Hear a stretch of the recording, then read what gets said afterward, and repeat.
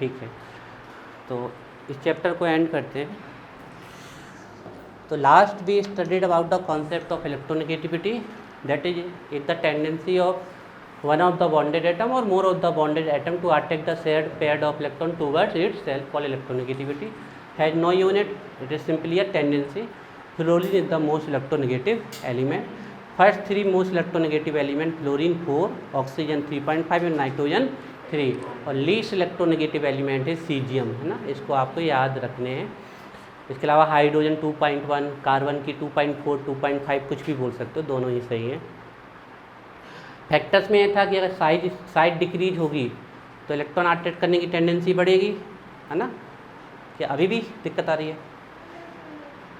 ऐसे करना था, आँख को हल्का सा ऐसे करना था और फिर ऐसे पानी डालना था, सब कचरा बह के निकल जाता आराम से और तुरंत आराम मिल जाता आपको।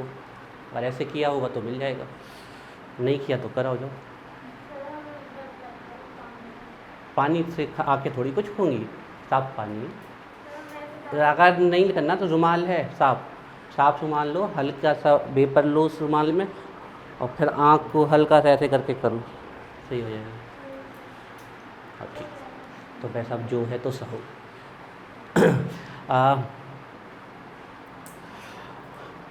जैसे जैसे साइड डिक्रीज होगा इलेक्ट्रोनेगेटिविटी इंक्रीज होगी, और अट्रैक्शन इंक्रीज होगा तो भी इलेक्ट्रोनेगेटिविटी इंक्रीज होगी।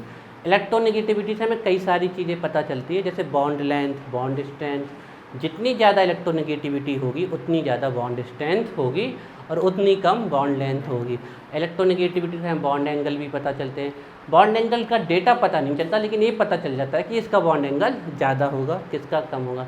इलेक्ट्रोनेगेटिविटी से हमें बेसिक स्ट्रेंथ ऑफ आपकी हाइड्राइड ऑफ नाइट्रोजन फैमिली की पता चल जाती है। इलेक्ट्रोनेगेटिविटी से परसेंटेज ऑफ आयनिक करेक्टर भी पता चलता है। ये सब हमने कल किए थे, करके लाए हो। कल एक दिया था, कितना परसेंटेज दिखाओ। नहीं वो वाला नहीं, फर्स्ट वाला 43.035। तुम दिखाओ।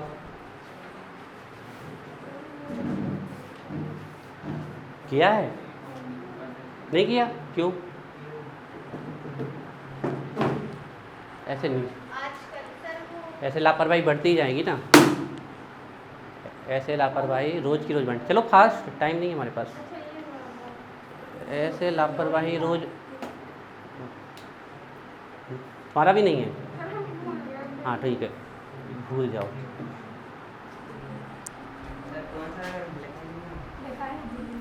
परसेंटेज ऑफ आयनिक करेक्टर,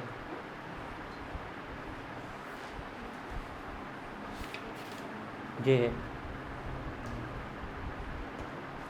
तुमने लिखा ही नहीं है, दूसरा वाला कहाँ है? HF का निकालने के लिए दिया था, तुमने क्वेश्चन ही नहीं लिखा। तुम दिखाओ नैन्सी, तुम अभी क्या कर रहे हो, है ना। आपने मिटा दिया था, हमने फिर बाद में लिखा। तुमने हर्ष कहाँ है? 43%। तुम दिखाओ।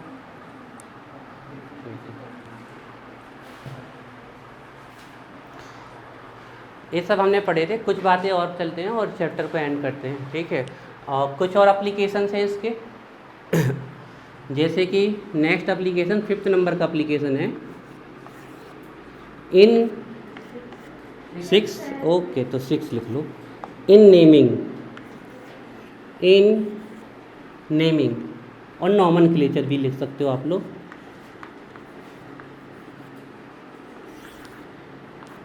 ठीक है, तो देखिए, वैसे कि ये एक कोई ख़ास चीज़ नहीं है, इसकी कोई ज़रूरत नहीं पड़ती, ऐसे ही लिखवा दे रहे हैं हम।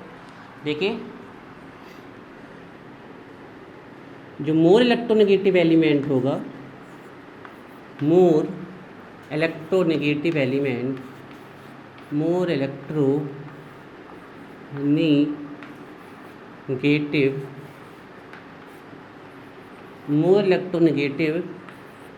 जो एलिमेंट होगा उसके नाम में आइड लगता है। एड आइड, ठीक है। फॉर एग्जाम्पल जैसे जनरली जो मेटल होते हैं ना उनके नाम में ईएम लगता है, जैसे सोडियम, पोटेशियम, रूबिडियम, है ना। फॉर एग्जाम्पल NaCl, तो इन दोनों में ज़्यादा इलेक्ट्रोनेगेटिव कौन है? क्लोरीन है। तो इसके नाम में हमें लगाना पड़ेगा आइड, तो इसको बोलेंगे क्लोराइड, तो इसका नाम हो जाएगा सोडियम क्लोराइड।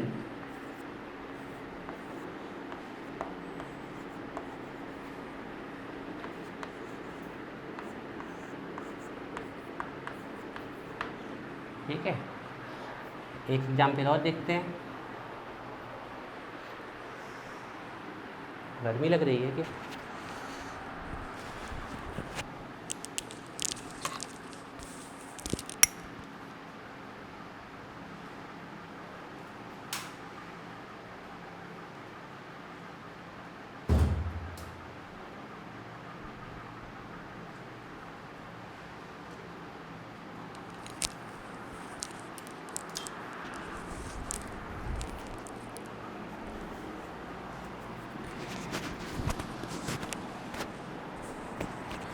नेक्स्ट एग्जाम्पल देखते हैं।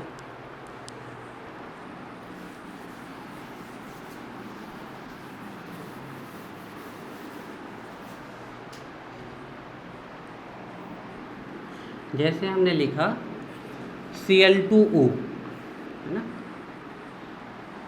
दूसरा लिखा हमने OF2, है ना।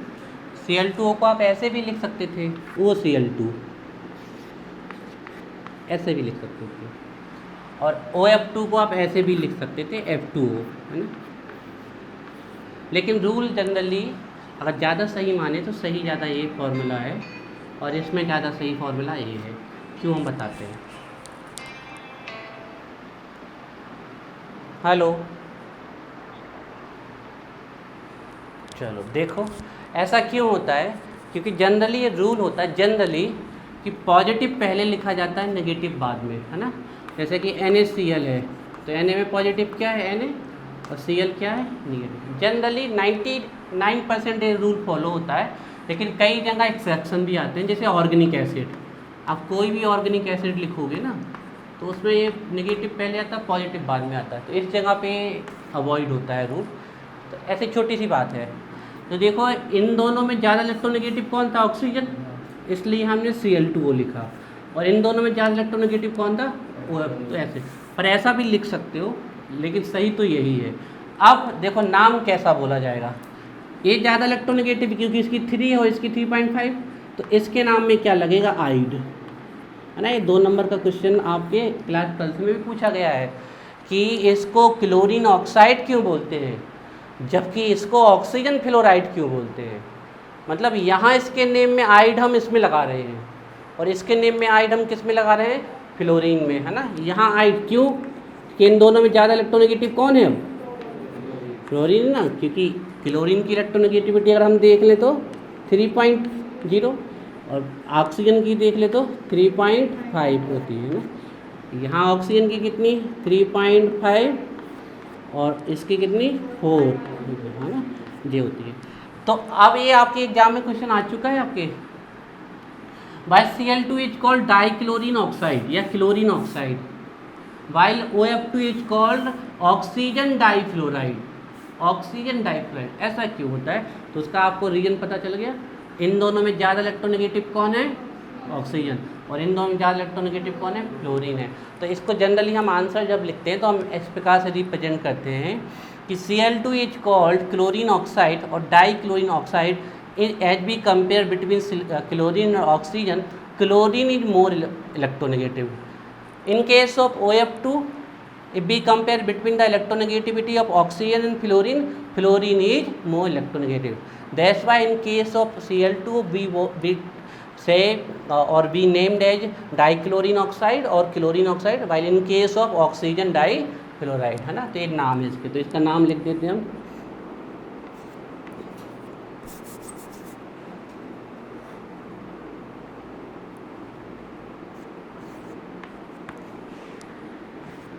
डाइक्लोरीन ऑक्साइड, और इसका नाम होगा ऑक्सीजन फ्लोराइड या ऑक्सीजन डाइफ्लोराइड।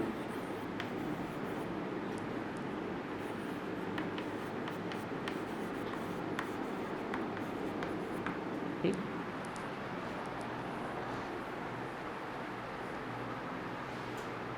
एक इन नेमिंग में इसका रूल था। हालांकि इन रूल्स की कहीं कोई ज़रूरत नहीं पड़ती है, ऐसे छुपे क्वेश्चन आ जाते हैं कभी कभी, तब ज़रूरत पड़ती है। तो पता तो सब होना चाहिए ना हमें।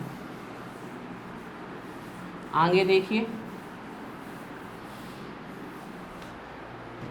नेक्स्ट पॉइंट ये है आपका 7th नंबर कि इलेक्ट्रोनेगेटिविटी जो होगी वो उतनी ही ज़्यादा होगी जितना ज़्यादा पॉजिटिव चार्ज है।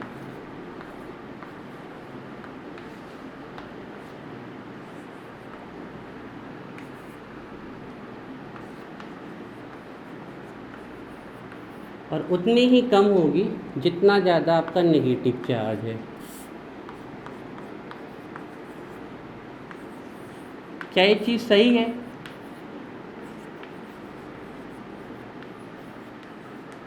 क्या ये चीज़ बिल्कुल सही है। जितना ज़्यादा पॉजिटिव चार्ज होगा उसकी इलेक्ट्रॉन को अट्रैक्ट करने की टेंडेंसी क्या होगी, उतनी ही ज़्यादा होगी ना। बिल्कुल सही है। और जितना ज़्यादा नेगेटिव चार्ज होगा वो इलेक्ट्रॉन को उतना ज़्यादा क्या करेगा, रिपल करेगा। तो बिल्कुल सही है, ध्यान रखना है।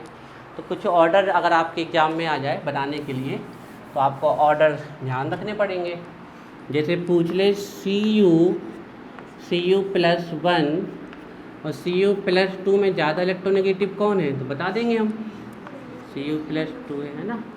इसी प्रकार हमसे पूछ ले अगर कि Fe+2 और Fe+3 में ज़्यादा इलेक्ट्रोनेगेटिव कौन है, Fe+3।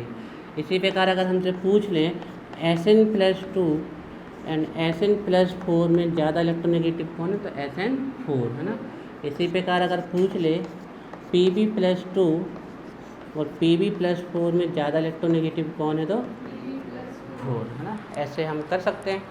इसी प्रकार अगर पूछ ले Mn+2 Mn+5 एंड Mn+7 ज़्यादा इलेक्ट्रोनेगेटिव कौन है, तो Mn+, ऐसे हमें पता होना चाहिए। इसी प्रकार अगर पूछ ले ऑक्सीजन 1 नेगेटिव और ऑक्सीजन 2 नेगेटिव, इसमें सबसे ज़्यादा इलेक्ट्रोनेगेटिव कौन होगा, ऑक्सीजन होगा, है ना। इसी प्रकार पूछ ले नाइट्रोजन +3 और नाइट्रोजन -3 में ज़्यादा इलेक्ट्रोनेगेटिव कौन है, तो ऑर्डर होगा हमारा सबसे ज़्यादा कौन होगा, नाइट्रोजन +3 और सबसे कम होगा नाइट्रोजन -3 और बीच में आ जाएगा आपका नाइट्रोजन। ऐसे आप कर सकते हो। इसी प्रकार अगर पूछ ले फॉस्फोरस और फॉस्फोरस -3 एंड फॉस्फोरस +3 में ज़्यादा इलेक्ट्रोनेगेटिव कौन है, फॉस्फोरस +3। इस प्रकार से आप बड़ी आसानी से बता सकते हैं।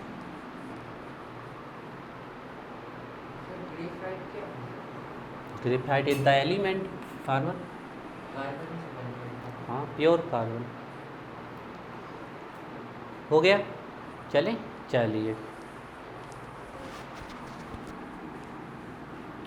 डालिए heading next. Differences between electronegativity and electron gain enthalpy, या पहले इलेक्ट्रॉन गेन एंथैल्पी लिख लीजिए फिर electronegativity. Differences between electron gain enthalpy, differences between electron gain enthalpy and electronegativity। अब एक जो छुट्टी ली है ना, छुट्टी से हमारा इसलिए दिक्कत होती है, बताओ, हमें अंदर से दुख होता है कि इतना इम्पोर्टेंट छूट जाएगा।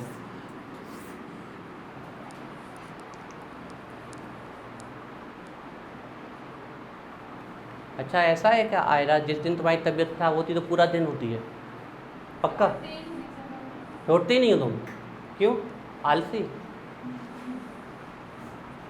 तो विश्वास नहीं होगा। अगर हमें बुखार भी चढ़ा है तो हम पैरासीटामोल मोल खा के बच्चों को पढ़ाते हैं। और हम बीमारी से इतने डरते हैं कि हम बीमारी ना हो इसके लिए बहुत एफर्ट करते हैं, हम बहुत ज़्यादा। बीमार होना हमें बिल्कुल पसंद नहीं है। इतनी प्यारी लाइफ है, मज़े से रहो, पढ़ो लिखो, दोस्तों से बात करो, नई नई बुक्स पढ़ो। और अगर बुखार खासकर सर्दी हमें बहुत ख़राब लगती है। हमें दुनिया की सबसे ख़राब बीमारी हम अगर लिखेंगे ऊपर तो हमें सर्दी लगेगी, ना सोने देती ना बैठने देती है, नाक पकड़ के रह लेती है। हमें सर्दी हो जाए हम सर्दी को मिटा के रहेंगे चाहे जो हो जाए। 1 घंटे 1.5 घंटे हम विक्स लगाएंगे, गर्म दूध पिएंगे। हाँ सही हम कर लेते हैं, विदिन ये कह दो कि 1 ही दिन में हम अपनी सर्दी सही कर लेते हैं। और बुखार भी होता है ना हमें कभी, हम तो काढ़ा पीते हैं अच्छे 2-3 बार और अच्छा मोटा गद्दा लेके सोते हैं हम, पूरा पसीना ही पसीना। बिल्कुल सही। तुम लोगों से हम इतना कहते हैं थोड़ा सा सुबह उठ के कुछ किया करो, सुनते ही नहीं हो। आलस की दुकान बने बैठे हो। किया करो सब लोग, सुबह उठ के थोड़ा सा हिला, थोड़ा सुबह उठ के छत पे गए, अच्छे लंबे लंबे हाथ चलाए, कसरत करी, थोड़ा किया करो भाई। हाँ अच्छी बात है, उठने वैसे नहीं उठ लग रहे हो, ये अच्छी बात है। और उसको आगे ले जाओ 1 कदम, है ना। सीडी ले लो मार्केट से, नहीं तो इंटरनेट है, देखो। नैन्सी को कहा था शीर्षासन करना है, करती है। लेकिन ऐसे मत करना, बहुत संभल के, क्योंकि शुरुआत में गर्दन पे जोर नहीं पड़े, आराम से रिलैक्स। कोई अगर फ्रेंड हो तो समझदारी से करना, क्योंकि जब सीख जाओगे तब तो फिर आप कैसे भी कर लो, इमीडिएटली आप जाके खड़े हो जाओगे। हमें पता है ना, हमने अपने अनुभव से हम बता रहे हैं कि स्टार्टिंग में जब आप हेड पे खड़े होगे तो आपको दुनिया घूमती हुई दिखेगी, आपको लगेगा ये क्या हो गया, है ना। आप अपने आप इस तरफ उस तरफ गिरोगे, फिर 8-10 दिन में आपकी बॉडी अपने आप बैलेंस करने लगती है। हमें तो पता भी नहीं चला, ये तो वैसे ही हुआ हमारे साथ, जैसे हम साइकिल चलाते थे, हमें पता ही नहीं चला हम कब साइकिल चलाना सीख गए। और हमें तब पता ही नहीं चला, एक दिन अचानक हमें फील हुआ कि अरे अब तो हम बड़ी आसानी से हेड पे खड़े हो जाते हैं। तो उस दिन से हमने अपने आप बॉडी आपकी करती है, ठीक है। थोड़ा किया करिए आप लोग प्लीज़, है ना। और अभी से हैबिट डाल लोगे ना तो दिक्कत नहीं आएगी, नहीं तो फिर बड़े में हैबिट नहीं डाल पाओगे। हमसे सुन लो आप। बताइए पहला point Anushka, electron gain enthalpy में ये भी इलेक्ट्रॉन को अट्रैक्ट करता है और ये भी इलेक्ट्रॉन को अट्रैक्ट करते हैं। ओके देखो तो आप समझ लो थोड़ी सी आएगा कि इलेक्ट्रोनेगेटिविटी भी इलेक्ट्रॉन को अट्रैक्ट करने की टेंडेंसी है। लेकिन जब कोई अकेला एटम इलेक्ट्रॉन को अट्रैक्ट करता है तो उसको बोलते हैं इलेक्ट्रॉन गेन एंथैल्पी। लेकिन जब बॉन्ड के इलेक्ट्रॉन कोई एटम अट्रैक्ट करता है तो उसको बोलते हैं इलेक्ट्रोनेगेटिविटी। तो लिखिए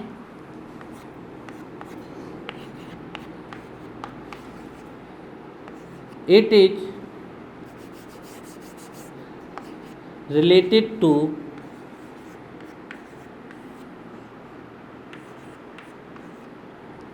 isolated या अलोन लिख सकते हो आप, isolated atom. It is related to isolated atom. और ये किससे रिलेटेड है?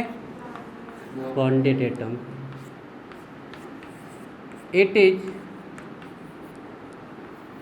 related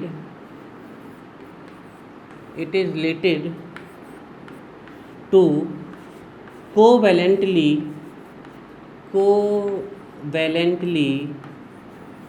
bonded atom। covalently bonded atom। Covalent bond से देखिए, अगर कोई अकेला एटम इलेक्ट्रॉन को अपनी तरफ अट्रैक्ट कर रहा है तो उसको बोलते हैं इलेक्ट्रॉन गेन एंथैल्पी और इसमें एनर्जी भी रिलीज होती है। लेकिन अगर बॉन्डेड एटम में से कोई एक एटम जिसकी इलेक्ट्रोनेगेटिविटी ज़्यादा है, वो एक्सपेरिमेंटली हमें बताई गई है बाई वैल्यू से, तो अगर बॉन्डेड एटम में से कोई एक या मोर एटम इलेक्ट्रॉन को अपनी तरफ अट्रैक्ट कर रहे हैं तो हम क्या बोलते हैं उसको? इलेक्ट्रोनेगेटिविटी। सेकेंड में इसी की डेफिनेशन लिख देते हैं। The tendency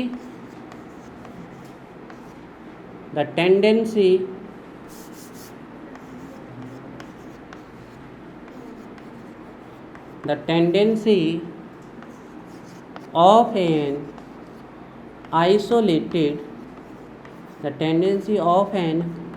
isolated atom to attract an electron। और अगर आपको ये वाली डेफिनेशन नहीं अच्छी लगती तो आप वही लिख लेना जो हमने वहाँ पर लिखी थी आपकी। The tendency of an isolated atom to attract an electron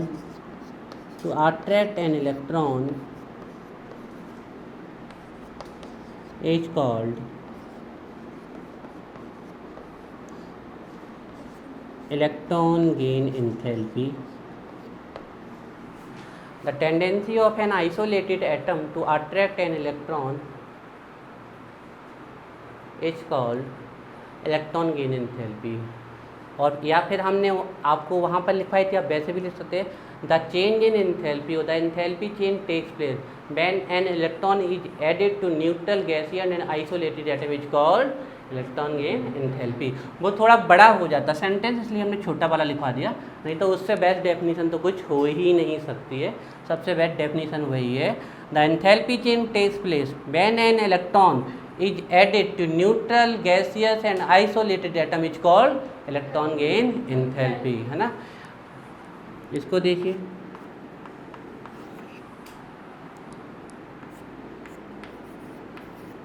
the tendency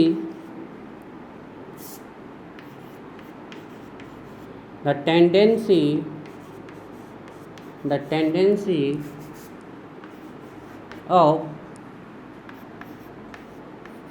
bonded atom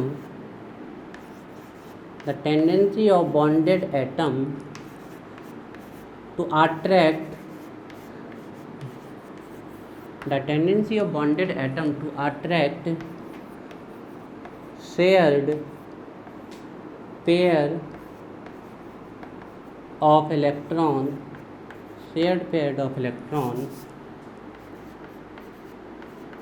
shared pair of electron towards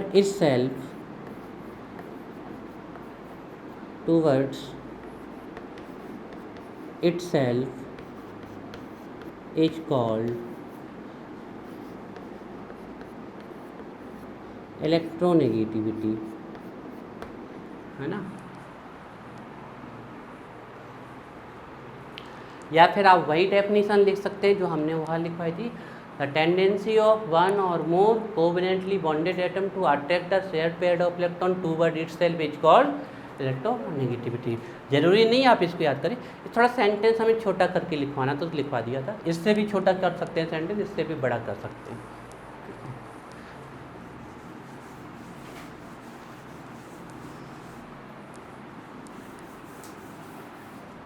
अब नेक्स्ट पॉइंट लिखते हैं। नेक्स्ट पॉइंट पे हम लिख लेते हैं यूनिट। तो इसकी यूनिट क्या क्या हो सकती है, इलेक्ट्रॉन वोल्ट पर एटम हो सकती है, जूल पर एटम, सब जितनी भी एनर्जी की वैल्यू है सब हो सकती हैं। जनरली हम इलेक्ट्रॉन वोल्ट, जूल और किलो जूल में करते हैं, बाकी सब joule, kilo joule, calorie, kilo calorie, erg, all the units are possible. Electron volt per atom, joule per atom, kilo joule per mole या किलो जूल पर एटम, सब possible है, all values are possible. लेकिन हमने वही 3 लिख दी जिसको हम जानते हैं जनरली, इस जो हमने पढ़ा है। बाकी एनर्जी की वैल्यू कन्वर्ट कर सकते हो। इसकी कोई यूनिट होती है क्या, एक नंबर होता है बस, यूनिट तो हमने देखी नहीं ना, एक सिंपल सा नंबर होता है। It has no unit.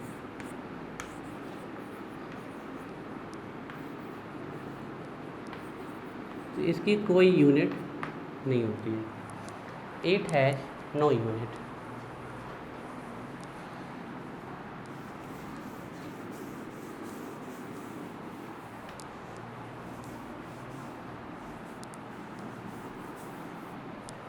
Next point देखिए, 4th नंबर का पॉइंट, कौन है सबसे ज़्यादा इलेक्ट्रॉन गेन, किसकी इलेक्ट्रॉन गेन एंथैल्पी सबसे ज़्यादा है, क्लोरीन, है ना। तो ध्यान रखना है, chlorine has maximum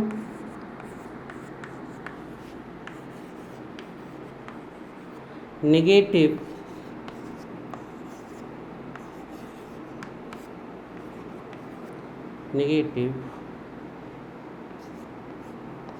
electron gain enthalpy. Chlorine has maximum negative electron gain enthalpy. इसमें लिखिए, fluorine is the most electronegative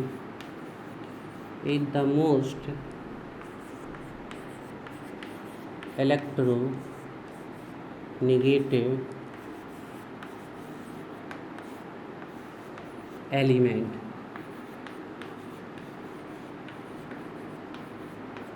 fluorine is the most electronegative element. ठीक है, ये हो गया 4th पॉइंट। 5th पॉइंट देखिए, इसकी कोई डेफिनेट वैल्यू नहीं होती है इलेक्ट्रॉन गेन एंथैल्पी की। सॉरी, इलेक्ट्रॉन गेन एंथैल्पी की डेफिनेट वैल्यू होती है। पर्टिकुलर है ना कि क्लोरीन की इलेक्ट्रॉन गेन एंथैल्पी फ्लोरीन से ज़्यादा होगी, तो और इसकी वैल्यू अफेक्टेड क्यों नहीं होती है? क्योंकि जब भी इसको मेजर करेंगे तो हम सिर्फ उसी एटम के लिए मेजर करेंगे, तो हर बार इसकी एक डेफिनेट वैल्यू होती है। लेकिन इलेक्ट्रोनेगेटिविटी की डेफिनेट वैल्यू नहीं होती है। ऐसा इसलिए कह सकते हैं, जैसे कि हम हाइड्रोजन और फ्लोरीन में इलेक्ट्रोनेगेटिविटी को देखें तो इनका डिफरेंस कितना आ जाएगा, 2.1 एंड 4.0, तो कितना आ जाएगा 1.9। लेकिन अगर हम सीजियम एंड फ्लोरीन में देख लें तो इसकी 0.7 और इसकी 4.0, तो डिफरेंस कितना आ जाएगा। मतलब ये जो इलेक्ट्रोनेगेटिविटी का डिफरेंस है वो इस बात पे डिपेंड करता है कि बॉन्डेड एटम कौन से हैं, जबकि जो आपकी इलेक्ट्रॉन गेन एंथैल्पी है ये हर एटम के लिए डेफिनेट है। लिखिए, हैव डेफिनेट वैल्यू। इसकी एक डेफिनेट वैल्यू होती है। जैसे मान लीजिए जब कोई इलेक्ट्रॉन इंटर हुआ तो उस समय उसने जो एनर्जी निकाली वो निकाली 1 इलेक्ट्रॉन वोल्ट पर एटम। तो वैल्यू बाय जूल में कितनी हो जाएगी, 1.6022 10⁻19 जूल पर एटम, इतनी हो जाएगी, है ना। अब एक बात ध्यान रखना, क्योंकि ये आप इलेक्ट्रॉन गेन एंथैल्पी के लिए ये तो सिर्फ हमने इलेक्ट्रॉन वोल्ट एटम की वैल्यू लिखी है, ध्यान रखना। लेकिन जब इलेक्ट्रॉन गेन एंथैल्पी के लिए होगा तो इतनी एनर्जी क्या होगी, निकलेगी। तो साइन कौन सा आएगा हमारा, नेगेटिव आएगा ना। इन बातों को थोड़ा थोड़ा ध्यान रखना है जब न्यूमेरिकल सॉल्व करें। नोट करिए।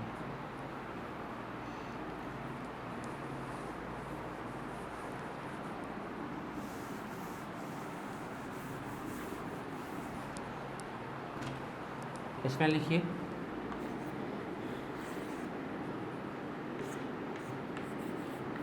the difference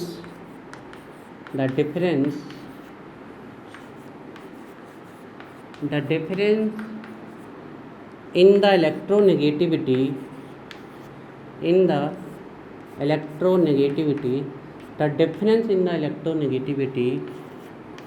depends upon bonded atom। depends upon bonded atom। The difference in electronegativity depends upon bonded atom। For example,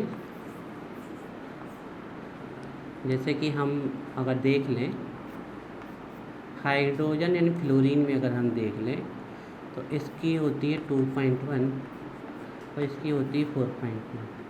तो जो इलेक्ट्रोनेगेटिविटी में डिफरेंस आएगा वो कितना आएगा, 1.9 आ जाएगा। इसी प्रकार अगर हम देखें हाइड्रोजन में देखें और क्लोरीन में देखें तो इसकी होती है 2.1, इसकी होती है 3.0।